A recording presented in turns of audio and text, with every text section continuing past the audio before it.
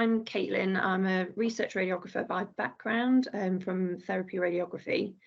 I work in oncology research, but I have a split role. So I do 3 days a week in research, and then 2 days a week I work on the Nottingham Healthcare Innovation Platform project. So this was set up first and foremost to improve for patient benefit. So whilst we realise that there's a lot of opportunities for academics and researchers within the university to undertake pathways to innovation, they're often not developing things that are relevant for clinical practice. So the idea behind the project is to try and link up clinicians with researchers within the university to sort of inform and drive their research sort of more with clinical pull. In the hope that the sort of the end product is more relevant to the clinical settings. So what we're trying to do is trying to connect with as many people across the trust as possible to try and develop these relationships, so that we can work collaboratively with the university to try and bring in innovation that in turn will improve patient care.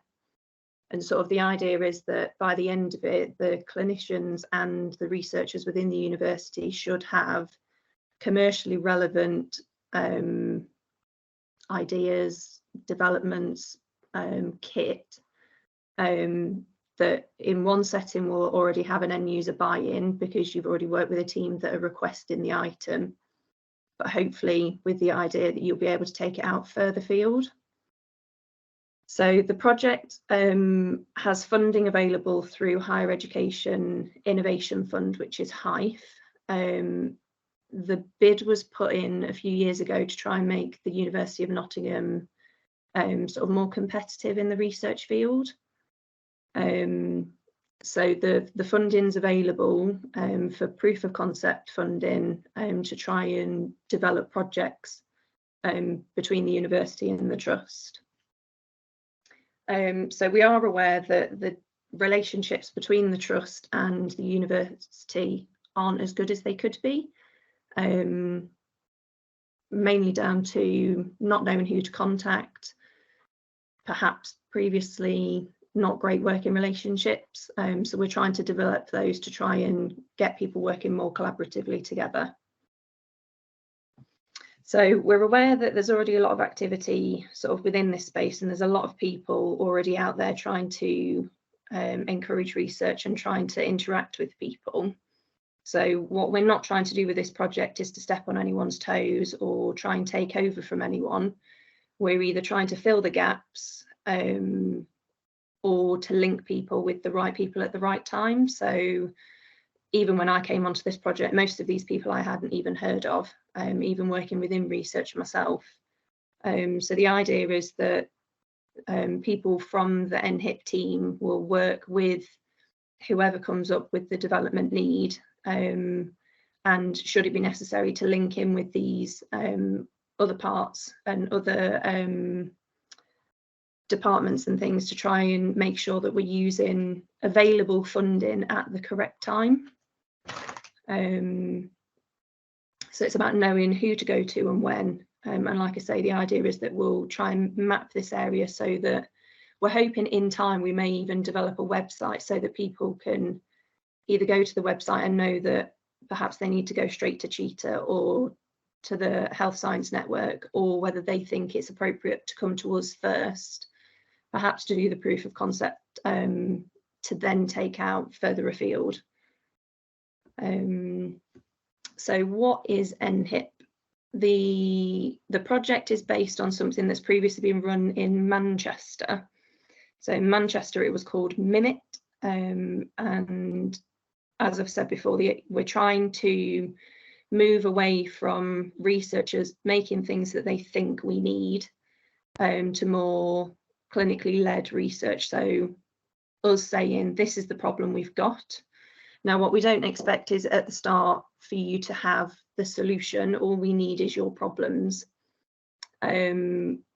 myself, as one of the clinical innovation facilitators, would then work with you to refine that need, and we just have a short form that we submit to our project platform. Once it's there, it's then reviewed by a small panel and it goes out to light touch review. So this is to do sort of a quick scout to see whether or not the solution already exists, whether the solution exists but perhaps need refining for your particular need. So if it's already commercially available, then obviously we'd let you know, and then we try and help bring that into practice. If we find in that light touch review that it's not already available, then a call will be put out to the broader university for researchers to come on board to help sort of identify a solution. Once that solution's identified, it will then go out to bid for the proof of concept funding.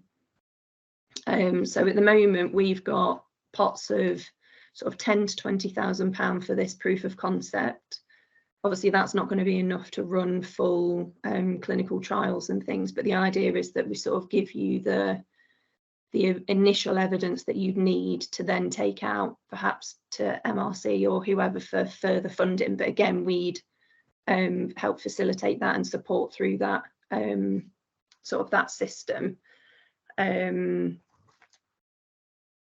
then the hope is that sort of in the long term, once these solutions have been sort of fully researched and tested, and sort of we're happy with what the solution is, then there's potential for that to become sort of big pharma, sort of wider commercially available solutions, so further hospitals, and the potential for people to set up, even spin out companies. Again, that would be in collaboration with the university, so it would be joint ownership of anything that's developed. So that's sort of like the vague overview of NHIP. So to set up the scheme, we approached a number of clinical colleagues to help develop a board of clinical champions. And the idea behind this is we were trying to sort of get as many people involved and to make sure that we're inclusive of everyone. So we've also included Derby in the setup, as well as the veterinary school, because we recognise that there is some crossover between veterinary and human medicine. So we're trying to be sort of open to cross-working and ideas that may come from sort of not your traditional background and where you would expect your solutions to come from. So these are our clinical champions currently. So I work very closely with Hester Franks in CAS, and then this is the rest of the team. So alongside those, we also have support from the broader university. So we work closely with Stephen Timmons, who helps us a lot, mostly with process mapping. So what we want to make sure is whilst we're focused on a solution that may be for our particular area, what we need to ensure is that by changing potentially part of our patient pathway, that it doesn't have a knock-on to the pathway further down the line. So Stephen's got access to PhD students who will come into the trust and work with us to do full process mapping so that we can really understand not just sort of our input, but potentially what may come a bit later on. We've also got Stephen Meek, who works with the Institute for Policy and Engagement. So we appreciate that things that we may change may lead to policy change. So sort of we're encouraged to involve him as soon as possible to sort of discuss whether we think there'll be a need for policy change and try and get that started, because obviously those are the things that can really hold up innovation and sort of implementation of solutions. We also have Simon at the Hayden Green Institute. So we sort of anticipate that most of the solutions will come from researchers at the university doing most of the development. However, it will be a collaborative working. There is also the opportunity that should the person that comes up with the clinical need wants to be more involved in the solution, we've got contacts through Hayden Green to sort of help with any kind of innovation and entrepreneurship, and untold other amounts of people within the university that we can access to. So one thing we do recognise is people's reluctance to get involved in research with people that they may not necessarily know. We know that in the past people have gone to other people with a need, but without a solution, and they've sort of taken that idea and run with it and found other people to collaborate with. So the way that NHIP is set up, once we submit that initial need to the portal, that's then tracked throughout, so we know who's accessed the information, who's involved at what stage, to make sure that IP is allocated correctly, and to make sure that this doesn't happen. And then the clinical innovation facilitators like myself, we try and reduce the load to you as much as possible. Obviously, we recognise that you're all very busy. So we do as much of the work as possible. We do need some input for sort of refining the initial need and then involvement throughout the project development. But yeah, we try to take as much of that off you as possible.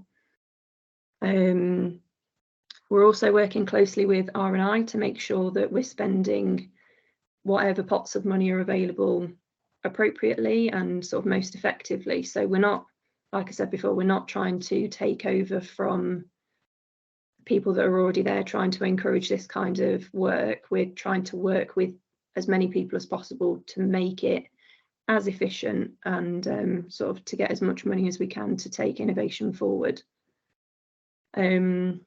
So we've started off with quite a small number of sites, but we are ambitious and we're hoping to include as many people as possible. So in the near future, we're hoping to include NTU, like I say, we've already included Derby, and then depending on how the project develops and how we get on, there is potential that we'll take it sort of further afield as well. So like I say, I'm a clinical innovation facilitator for NHIP. So our job is to try and promote this as far and wide as we can. We're struggling, I'll be honest, to try and speak to people and sort of to access as many areas as possible. Obviously, we've launched in not a great time post-COVID, and with all the staffing and strikes and things, we are finding it difficult to find the time to come and present, and obviously people are already stretched, but we're trying to make it as minimal input as possible, and with the hope that in the long run it makes your day-to-day easier if we can find a solution to that thing that irritates you on a daily basis, that if someone could just create a small thing that would make your day that much easier, that's what we're trying to do. We're not just trying to speak to doctors, we're trying to speak to everyone, whether that's nurses, AHPs, clinical admin staff, support staff. We're trying to speak to as many people as possible. So we don't want people to think that this is purely just for those already involved in research or clinicians. So like I say, our job will be to put together a proposal to submit to the portal, and then to sort of be the link between the university and anything that gets taken forward. So we're sort of your support network. So like I say, there's myself, and at the moment there's only myself and Eric, though Eric will be leaving us very shortly. So then it will just be me. When we initially set up the project, the idea was that we would have a facilitator in each division. But like I say, given when we've launched it, it's not quite gone to plan. We are actively trying to recruit more SIFs because we think that having people in each division can make it easier. You sort of have a background understanding of what it is you're trying to help develop, potentially already the working relationships in place. So we do currently have out to advert for innovation facilitators, and this can be something for someone who perhaps wants to increase hours but there's no funding available. is finding their current job a bit too much and is considering leaving, perhaps splitting the role down so that, like I do 3 days in research and then 2 on this. Just gives that opportunity to sort of step away from your normal day-to-day stresses and get involved in something that could be completely different for someone. So I'll share the presentation afterwards, and the links are available on there if anyone's interested, and if they want further information they can contact either myself or Kathy, who's the academic lead for the NHIP project.